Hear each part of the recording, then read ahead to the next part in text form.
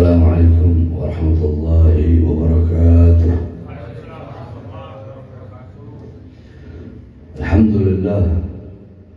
Alhamdulillahil ahad. Wassalatu wassalamu ala man fis sama ismuhu Ahmad wa fil ardi ismuhu Muhammad wa ala alihi wa sahbihi wa ba'd. Yang saya cintai, yang saya muliakan segenap para ulama, para habaib, para kiai, para asatid, para guru-guru, khususnya guru kita Habib Abdul Muttalib Segaf, kemudian guru kita yang datang dari Bogor, Habib Alwi Tahir Al-Haddad. Yang saya cintai, yang saya muliakan segenap keluarga besar almarhum Haji Badruddin, segenap anak-anak beliau, cucu beliau, dan seluruh pengurus Majelis Rasulullah Bali, beserta seluruh jamaah Majelis Rasulullah. Dan insya Allah dulu kita pada malam hari ini kita akan mendapatkan rahmat dari Allah, kasih sayang dari Allah, pengampunan dari Allah. Sebab saudara-saudara, bahwasanya ketahuilah Imam Abu Aswad Ad-Du'ali, beliau berkata, "Ma syai'un azza minal ilm." Tidak ada sesuatu apapun yang lebih mulia, yang lebih agung daripada ilmunya Allah. Sayyidina Umar bin Khattab berkata, "Inna Allah lam yahluk fi wajhil ardi quraban afdal min majlisil ilm."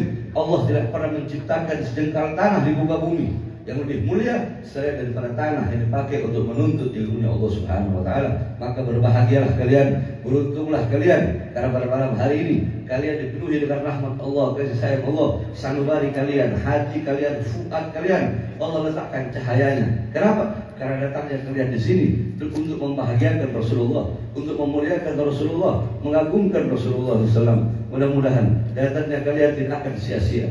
Saudara-saudara, orang-orang yang memuliakan, mengagungkan Nabi Muhammad tidak akan sia-sia.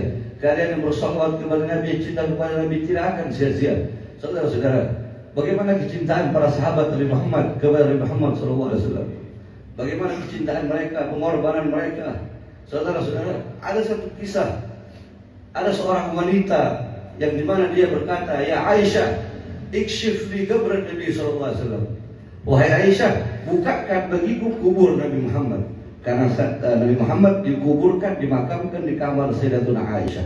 Saudara-saudara, yang perlu kita tahu, para nabi, para rasul, di mana beliau meninggal, maka disitulah beliau harus dimakamkan. Nah, perempuan ini berkata, "Ya Aisyah, ikshif li qabr Nabi, buka bagiku kubur Nabi." Dibuka kamarnya Sayyidatuna Aisyah. Fadakhalat fabakat hatta matat. Perempuan itu masuk ke dalam, dia lihat kuburnya Nabi, dia menangis, kemudian dia mati saat itu juga, saudara.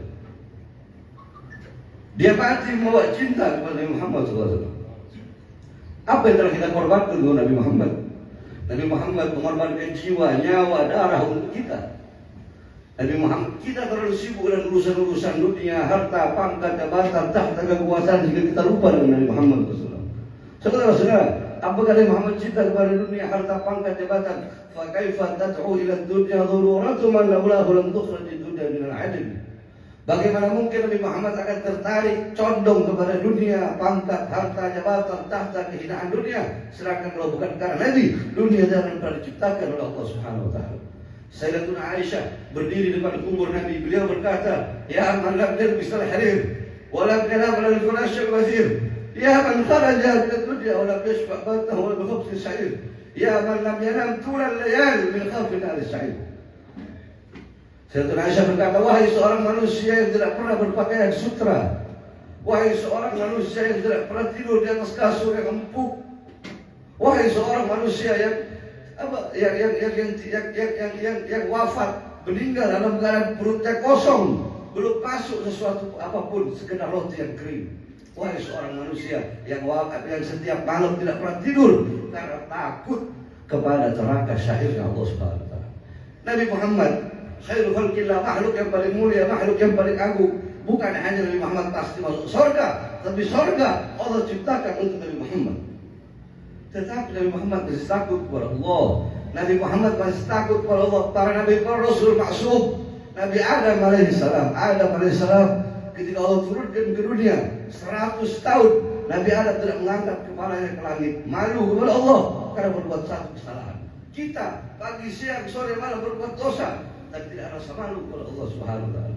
Nabi Allah Daud alaihissalam menangis selama ratusan tahun sampai di kepala beliau tumbuh-tumbuhan. Beliau bersujud. Kenapa saking takutnya kepada Allah? Itu para nabi, para rasul. Mereka muntahal khauf, punya puncak rasa takut kepada Allah. Apalagi kita, saudara. Oleh karenanya dengan hadirnya kita di majelis yang mulia ini, kita dengarkan nasihat-nasihat dari guru kita. Pulang dari majelis, kita harus bertambah baik.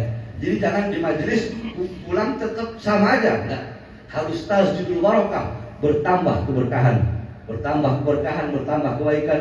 Pulang dari majelis, jadikan rumah tangga kalian rumah tangga Nabi Muhammad. Jadikan kampung kalian kampung Nabi Muhammad. Hidupkan dengan akhlak Nabi, hidupkan dengan adab Nabi, budi pekerti Nabi. Saudara-saudara sekalian, lau kana fil ilm min dunil khuluq syarafun lakana asyrafu khalqillahi iblis. Jikalau cuma modal ilmu saja, cuma modal pengetahuan, tapi tidak punya akhlak, tapi tidak punya adab, tidak punya budi pekerti, bisa jadi mulia, maka makhluk paling mulia adalah iblis. Sealim-alimnya engkau, iblis lebih alim. Sebanyak-banyak ibadah engkau, iblis lebih banyak ibadah. Selama-lama sujudnya engkau, iblis dulu lebih lama sujudnya. Tapi kenapa iblis dikutuk, iblis dilaknat?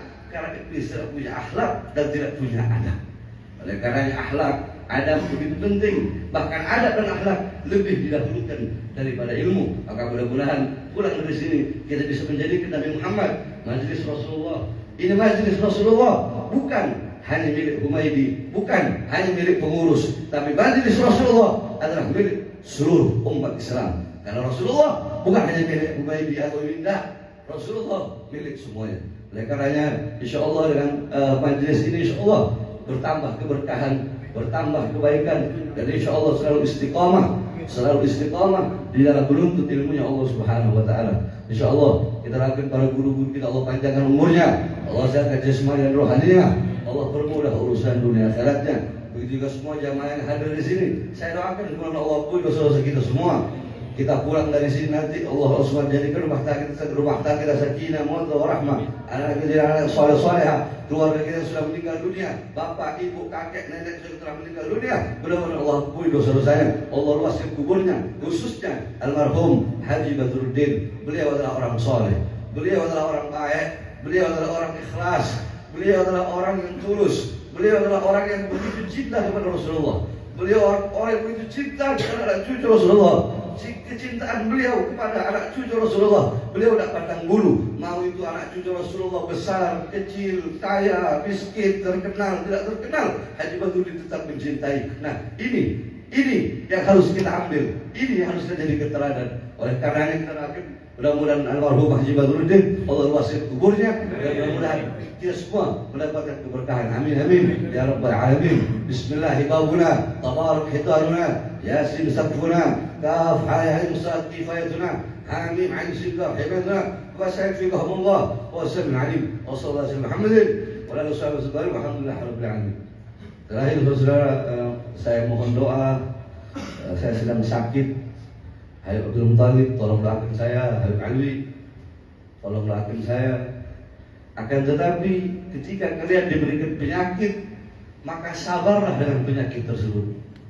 Kalau kalian sabar, Allah sembuhkan kalian, Allah ganti daging kalian dengan daging lebih baik dari sebelumnya. Kalian sabar, darah kalian Allah ganti dengan darah lebih baik dari sebelumnya. Kalau kalian Allah matikan dengan penyakit itu, kalian sabar, maka Allah matikan kalian dalam darah husnul khatimah.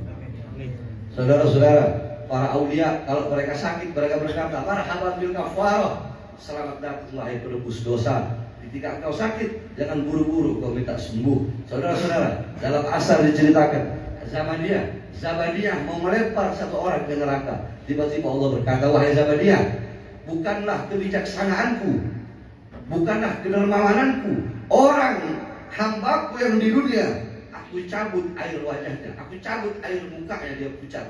Aku cabut nafsu makannya, dia nafsu makan. Aku cabut keperkasaannya sehingga dia lemah. Maksudnya Allah berikan sakit. Nah, bukan kebijaksanaanku orang yang di dunia aku berikan penyakit, kemudian di akhirat aku masukkan neraka. Tidak. Orang di dunia aku berikan penyakit, dia sabar, di akhirat maka akan aku masukkan ke dalam surga.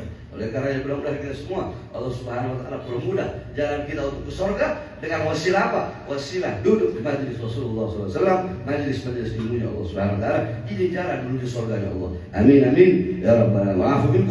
Wassalamualaikum warahmatullahi wabarakatuh.